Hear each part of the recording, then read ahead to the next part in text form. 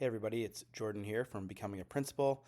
We are really excited to have our guest on the show today, Dr. Alison Yeung. She's a fantastic family doctor locally to us, but also a strong advocate for controls and measures to help mitigate the damage created by social media and smartphones in youth. You're going to learn a lot today. I know we did. Hope you enjoy the show. Alison, thanks for chatting with us today. How was your day? My day was good. It was pretty relaxed. How was your day? Probably not as relaxed. It went by fast. That's It good. did. Yeah, Yeah. lots to do. So it's good. Yeah, that's right. We like those days. Yeah, It's all absolutely. good. Yeah. So, all right. Well, we're really excited to have Alison on the show. We were first introduced to Alison, well, me specifically, as a group of secondary school principals. Our first meeting a few years ago, actually, Alison shared some alarming research with our group regarding cell phone use, social media, and its connection to the decline in mental health of teens.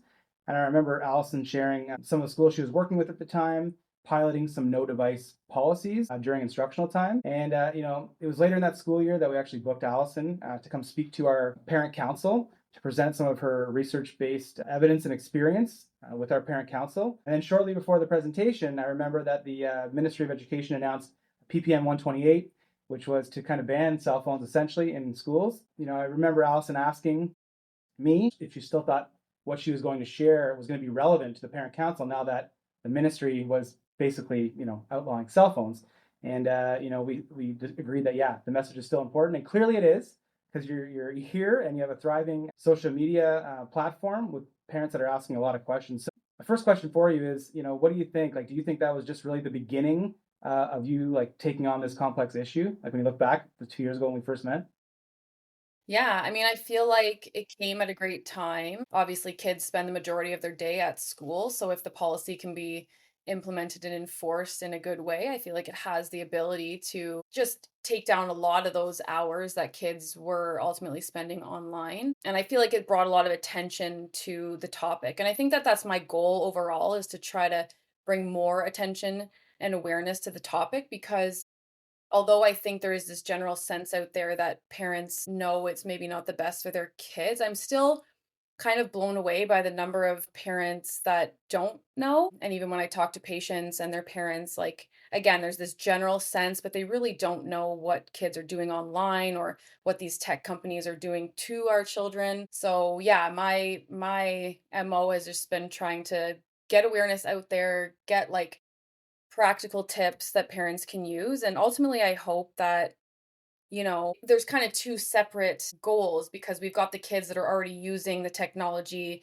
And so in that case, we're like trying to work towards harm reduction and just, improving what they're already doing. And then we've got the kids coming up that don't yet have the technology. And my hope there is really to reach enough parents quick enough that some collective action can be taken and we can actually delay when these kids are getting phones and make it easier for the education system for everybody, right?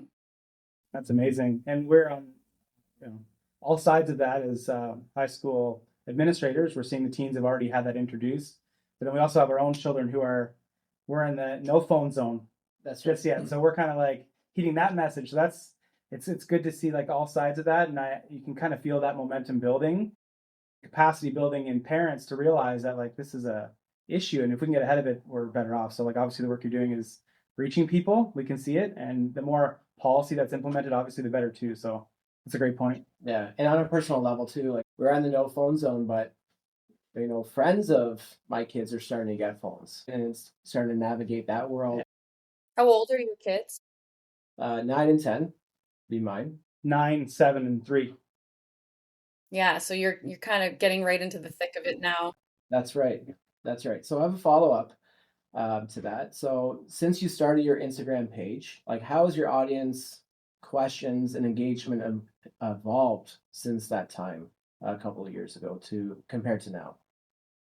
Yeah, like I feel like overall it's been really, really positive and supportive. I feel like it's kind of a scary thing to put yourself out there and I'm always like, am I going to make people mad? How's this going to be received? I try my best to like present the information um in a, as positive as I can be, but while also acknowledging that some of the things that are happening are really scary. Like, I think I've tried to take this middle ground because there's certain people out there who are like, it's all bad, it's terrible, it's going to harm your children no matter what. And then there's people who are very much on the other side of like, this is no big deal. Just teach your kids how to use it. It's fine. And I feel like, just maybe that's like my clinical nature, but I try to ride this middle ground where I'm like, this really isn't great for most kids, but also there are ways to do it and navigate it with the nuance. So I feel like the feedback has been positive. I also wonder a lot of the times if I'm just in an echo chamber though. So that's what I'm kind of navigating now. But I also try to make it so that parents know like big tech is what's done this to our kids. Like it's not you. Yes, parents could do a better job in some regards for sure, but it's really just the way that it's infiltrated our society, right? That's a great point. I would assume that most of the harder conversations with people that have already been exposed to the tech, I would think. Whereas maybe the people that are like us that aren't there with our children yet, we're looking for resources to help stay strong. Whereas some of them are already into it and pretty far along and have actually probably maybe, sat alongside their children as they struggle with their mental health issues related to social media. That's a hard one to walk back. I think that's probably where you're probably going to a lot of the work probably just some of the questions come up to you. I would assume might be from that group. Do you find there's like in terms of your followers and your engagement, which of those groups is kind of more engaged with or asking you more questions? Yeah, definitely more of the like your situation that are trying. They're like they've got the 10, 11, 12 year olds and they're like really trying to hold the line, but they're the only one and that kind of thing. I would say like that's probably most of it. And honestly, but there's also a lot of parents who fully admit, like, their kids are on it or they've gone through it. And there's so many parents who are like, don't do it. Like, learn from my mistakes, please. I regret it. And so there is a lot of people that try to help out that way. So it's a mixed bag, but yeah, I think more it's more the younger parents. Yeah, and that's a good thing. Like, I mean, like you said, you wondering sometimes if you're in like an echo chamber and people that are, but like I think when someone goes to your page, I know I have, it's like just affirms what you're thinking anyway, and like you might not always get the engagement necessarily back in the instant moment, but like people are taking that going, it's evidence that other people are doing it another way. Like here, we can do this. It just confirms for them. So keep doing that. Yeah, that's right. Yeah. I truly feel like if you can have 10%, like 10% not versus, but 10% that are delaying, like it's enough to make a kid not feel Right. alone. You know what I mean? It doesn't have to be a start as a small number, I really think. Yeah, Absolutely. that's a good point. Awesome. So another thing I was interested in, I found it somewhere else. I'm not sure if it was on your page or somewhere else online, talking about um, the connection between social media and youth violence. I think you might have had a snippet about that the other day, maybe. But what is that connection? Like, what's known about that connection, and I guess the research or evidence? Yeah, it's interesting, the timing of the question because there was two articles that came out just this past week. Like one was from a Globe and Mail opinion writer, and so that was more Canadian based, and then there was one from the New York Times, which was more American based. And both of these journalists had sort of looked into this problem and saw, like there was an article about how their rates of violence in their schools were like at an all-time high, and a lot of that is attributed to COVID, like I think with the isolation, but it was interesting. One of the points that the journalist from the Globe and Mail article said is, was it the isolation from COVID that has caused all this violence, or was it what they were then consuming during those isolated times? And so, yeah, there's a lot of investigation to show that these phones are like fueling the fights, and it's how they prepare for the fights, and it's the switch from online to in person and how it really does ignite the fires. And then the kids, even if they're a bystander or whatnot, there's this implicit pressure to participate or to film and maybe get your views online, and just all the videos that are out there. Like I think that this is they did say 15 to 24-year-olds are the most likely cohort to see hate and violence online, and 1 in 4 kids is being fed violent content without searching for it. So, I mean, it's just coming to them. And then if you show interest in one of those videos, right, it's just going to keep going. So I think it's being normalized, which is really scary. What do you guys like? You see it, so Yeah, I would say that we're living it. Like a lot of the time that, a lot of the incidents that we're dealing with, there's a social media element to it. Like absolutely, right? And sometimes students, the incident starts small and it gets beyond their control, and now they're sucked into something that's much bigger than they intended, and they don't know how to pull it back, right? As one example, or their actions are shared widely, and now there's a lot of shame in those, and they didn't want it to get there either. Right. So there's a lot of consequences for students, unintended, whether they chose to engage in activity or not, that they're stuck, right? And they don't know what to do, and their parents don't know what to do. And we live that on a regular basis. and I think about that a lot. Like, if you were a teenager and someone decided to beat you up and you were filmed against your will, and now all of a sudden that's online with like hundreds of thousands of views, like that is so traumatic, I could imagine. Yeah. And this is happening to so many kids. They're not asking for that. It's very damaging. And the ironic part of that is that sometimes in our case, we've seen like sometimes even the aggressor, Yeah. the person that won, or like it might not feel that bad in the moment that that's out there, like in the 24 hours after it's out on social media, but they live to regret that very quickly after as well. So it's not like they're not free from it either, which is kind of the irony of it all. You think, oh, that person won a fight or something like that, and it's out there, and look what happened. But that person actually has to live with that out there as well. And not that they put it out there, someone else might have put it out there, but they don't love that either. Like not too long after, it doesn't take long. Like No, it doesn't take in the long. first 24 hours, they Yeah. might think, oh, look at like whatever, that looks fine for me. But the ramifications of that being out there longer is not good for anyone involved. It really. No, yeah, just the normalization of it is, I don't know. It's striking to me because they're desensitized to it, right? Like They to are. Yes. it's not the big deal to that it is to us, which I mean, one could argue, well, that's just childhood these days, but like I don't feel that that should be childhood That's personally. right. Definitely the phones, the effect that the phone has when it comes out, it absolutely escalates matters. Just the presence of phones, the presence of people around a scene. Like, I think back to like the pre-phone era, like we lived it in our youth. And I think there was more time for like conflict resolution before something escalated so much. Like, I think what's happening sometimes is like, it's known that there's going to be some violence happening. People already know because it's been established on social media. People know that something's going to happen, and the crowd comes and the phones are out. And I think sometimes students are just almost, they feel like they're painted into a corner Yeah, sometimes they're trapped. to do Yeah. something or respond, and it's sad. But that's the chance even for de-escalation seems to be out the window for some of those people that get in that situation. What do you think? Yeah, I couldn't agree more. Not a great byproduct of the phone. Do you guys or was like when the policy went into place, like was there any plan on the part of schools to track some of this stuff? Like I know that's something you want to talk about too, but Yes. Yeah.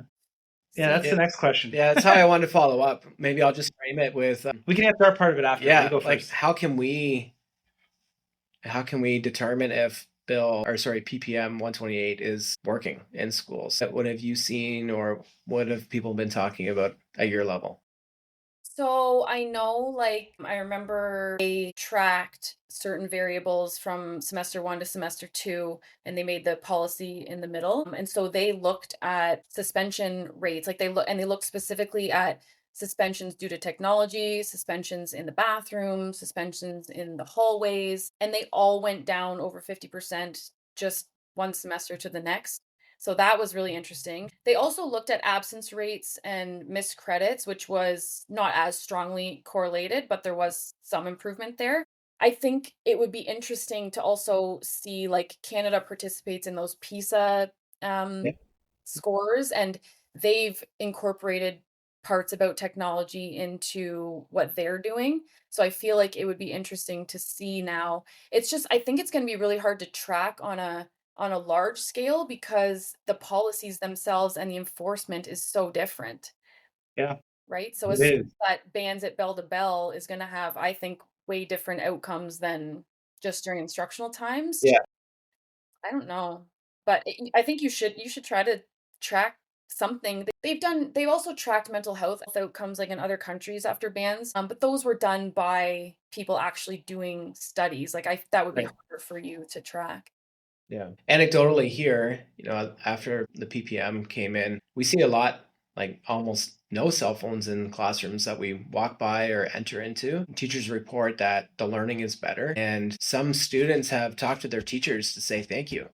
Like, thanks for taking this responsibility out of my hands. Like, I'm not able to regulate myself to be able to get off my phone and engage in the learning. So, there's that piece there too, that kids are recognizing, like, the draw to their device is too great, and they needed this in order to be successful in their classroom.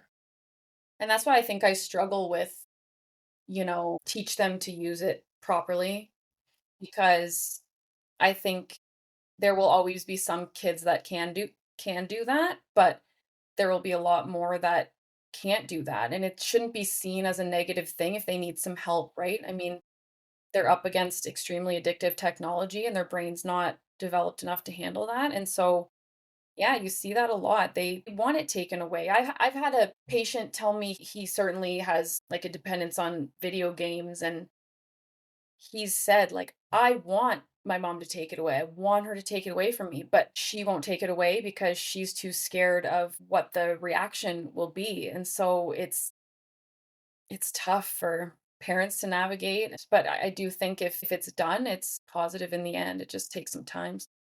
That's a great point about, like, we find definitely our most vulnerable students are the one more susceptible to I think everyone's susceptible in some ways to big tech and the social media companies. They know what they're doing to keep us all addicted, right? But our most vulnerable are the ones who are at the mercy of that even more. So taking that away, is a tool it's a protective factor, is what we're kind of finding now, right? Yeah. Yeah. So yeah, it's helpful. That was kind of the follow-up question there was about, what do you say? And you sort of mentioned a little bit to the crowd that says, like, we're being too restrictive, like we need to teach them how to use it, or else how are they going to operate in the world? What would you say to, like, people that might have that philosophy about it? Yeah, honestly, I feel like this is one of the sentences that I see a lot that gets me the most frustrated, because I feel like this is a big tech narrative. This is a narrative that they want us to buy into, that like our kids are screwed if they don't have technology. Number one, I mean, when it comes to the technology itself, like using technology, learning technology, it's intuitive. It doesn't take, like, monkeys can do it, 2-year-olds can figure out how to operate an iPad. And the other part of it is that if you give a kid a phone when they're 10, that phone is good. Like, look how quickly things have changed in the last year, even with AI and all this stuff. Like, the skills that they have now are going to be entirely different than the skills that they need in 5 to 10 years. So, like, that just logically makes no sense to me. They can pick it up when they need to pick it up. But I feel like this narrative of it'll all be fine if we just teach them how to use it, it's not a fair fight. Like, you're asking parents and educators to try to give kids these tools to use appropriately technology that is not created to be appropriate for them. And I struggle with that. Like, I feel like digital citizenship is a part of the solution. I feel like it has to be done. Yes, we have to teach them, and we have to teach them before they have the technology, like what to expect when they get onto it. But now I'm seeing, digital citizenship as also an industry of its own. So there's a lot of companies now that want to market this as the solution when, a lot of people want to talk about evidence and all of these things. Like, I don't see very much evidence that this works.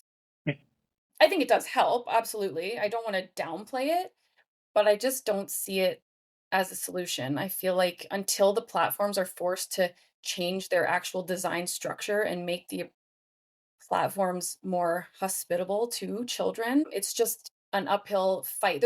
Like you say, there's always going to be kids who will follow the rules and they'll get it, and they're pleasers. They want to follow the rules, and those kids will be fine, but those kids are also probably less likely to have trouble with the technology in the first place.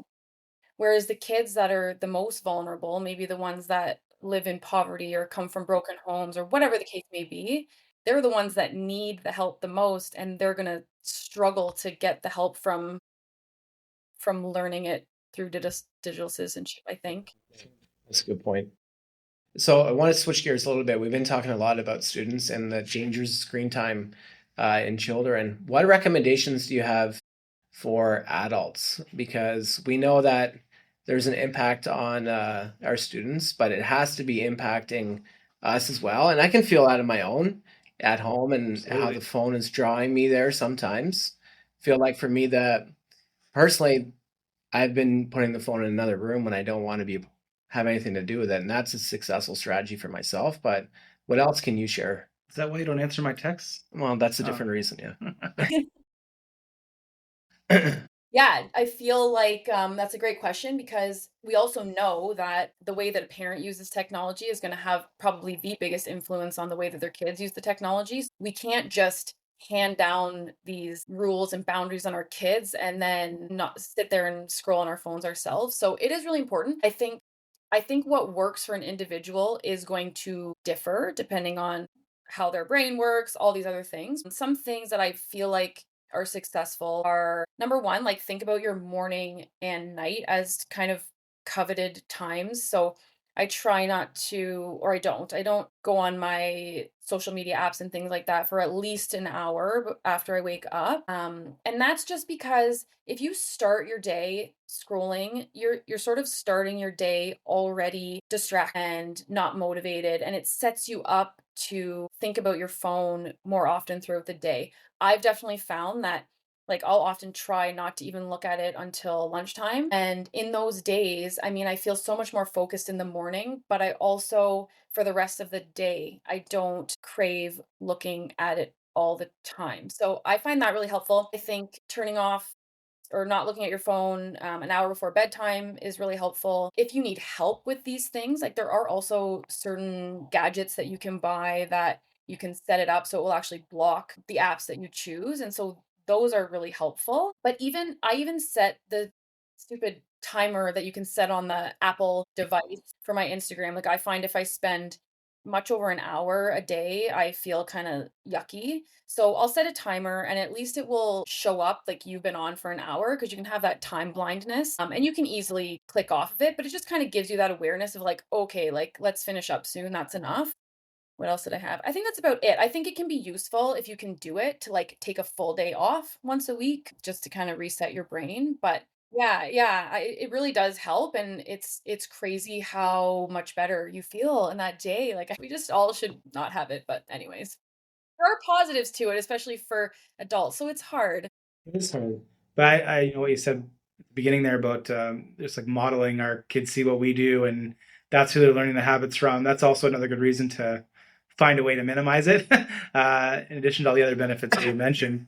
Kind of follow up question to that. I know that we talked about the power of these like social media companies and their like stronghold on like basically keeping people addicted. What are obviously like that's a whole other issue wrapped up in this.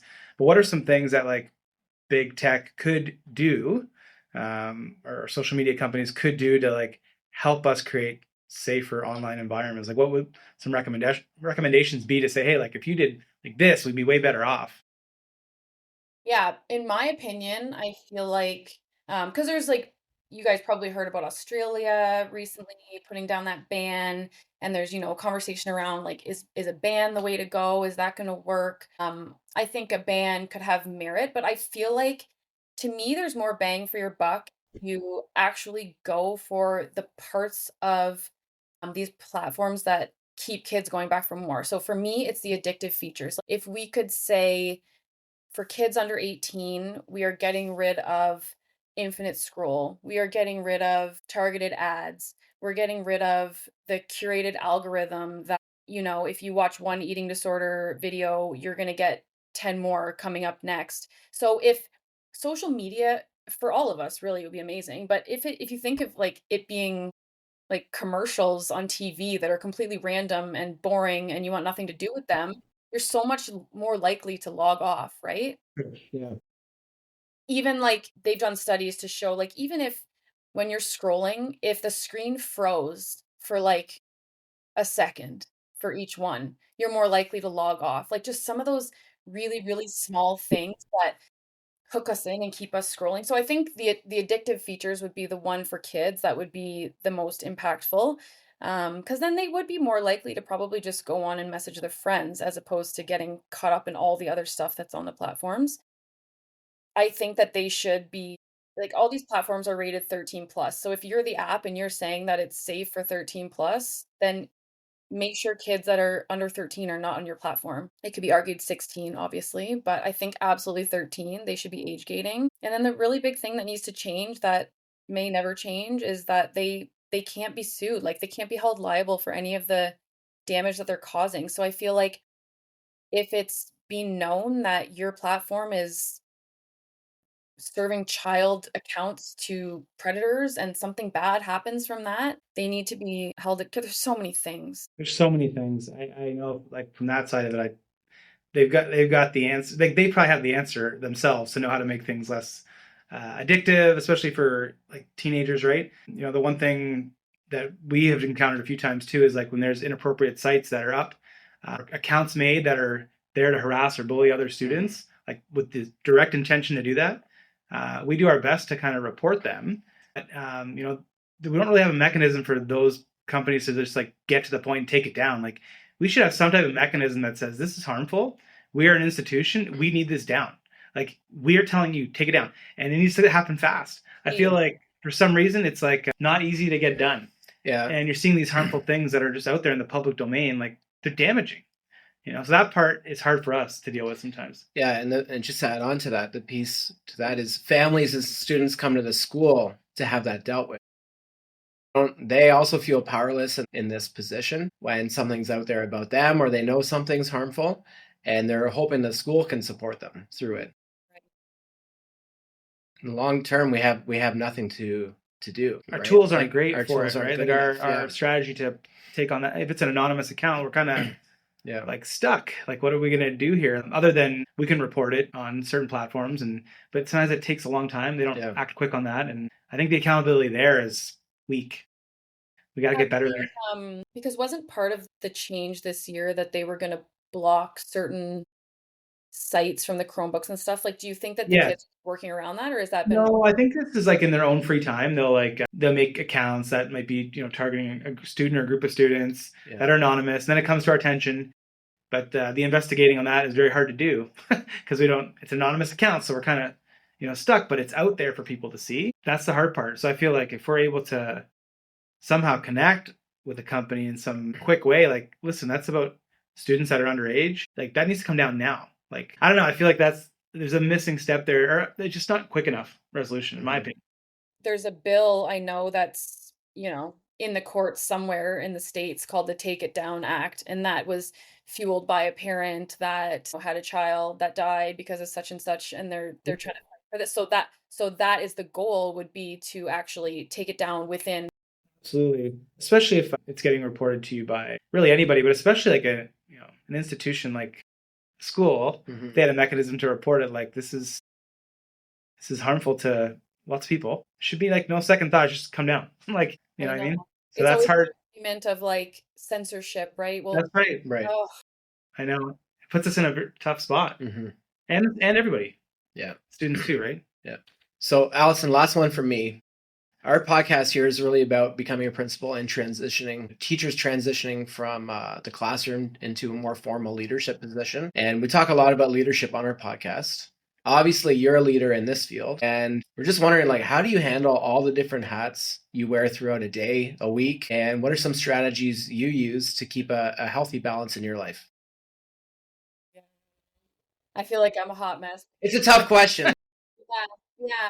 Well, I mean, I think number one, it feels weird. Like, I don't consider myself a leader. I feel like I have lots of imposter syndrome, but thank you for that.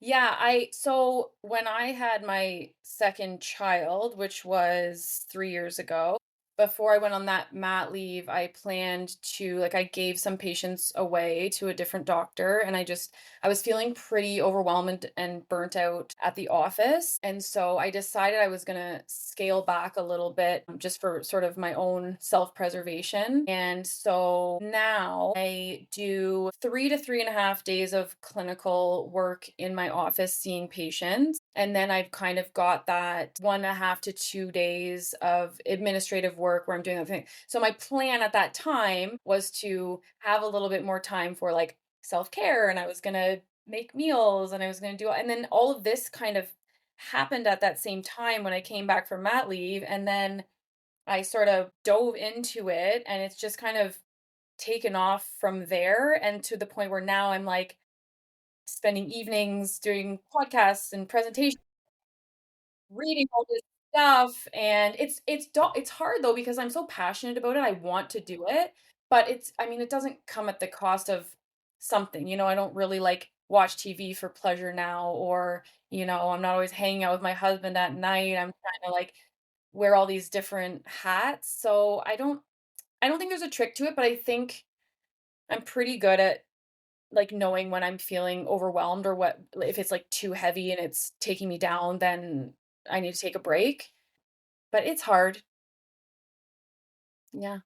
Yeah, I mean, self-awareness is the most important thing, right? So if you realize it's a little much, you know how to at least take the foot off the gas a bit. That's important, right?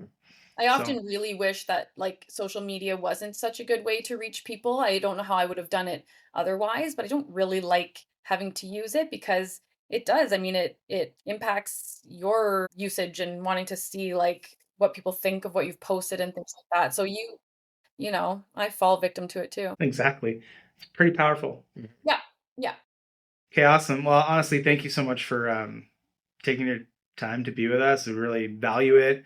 I know when I met you like 2 years ago, there was you had the same passion you have now. I think it's just probably it's built since then, and now it sounds like the way you're speaking to us that you now there's a sense of accountability, but you know that people are listening to what you're sharing, and then you're seeing some traction in your own clients and online with your Instagram following. So I'm really glad that you are still putting energy into it because I feel like the message is resonating with lots of people. So, the last question I really have for you is really like, what is the single most important thing that you like kind of want to share with parents, like a message to parents as they navigate this world of smartphones and social media with their children? If you could just kind of like one parting message for the parent.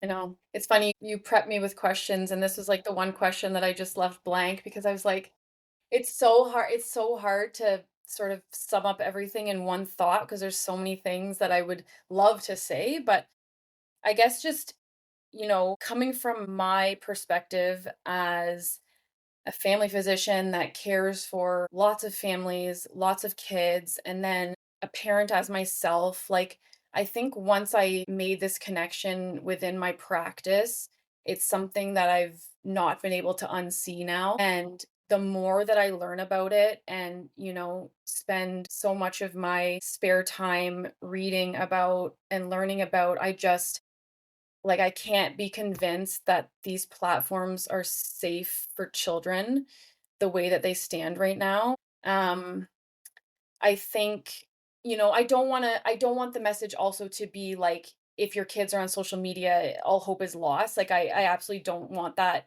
to be the message. I think some kids can do just fine. And it's really just about implementing those boundaries, which we can't get into right now, obviously, but there is a way to have your child have a healthy experience online. It's just extremely challenging. And so I feel like if we can realize as a society that, maybe we went too far with this. We let this get a little bit too far. The creep got a little bit too real.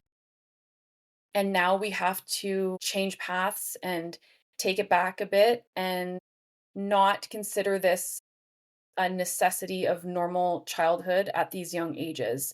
And so my hope is with collective action, that can be a possibility. And I guess that would be my parting message. Beautiful. Yeah. Thanks a lot, Alison. Think like again, your message inspires a lot of people to keep going, and like I know we talk about it here a lot, and we're not the only ones. So I hope your following on Instagram continues to grow because you're reaching a lot of people with the right message. Thank you guys. Thanks for listening to Becoming a Principal podcast. We're grateful for the time again that you spent with us, and we hope we've been helpful in some way to you. Be sure to check out our Instagram at Becoming a Principal podcast. Have a great day, everyone.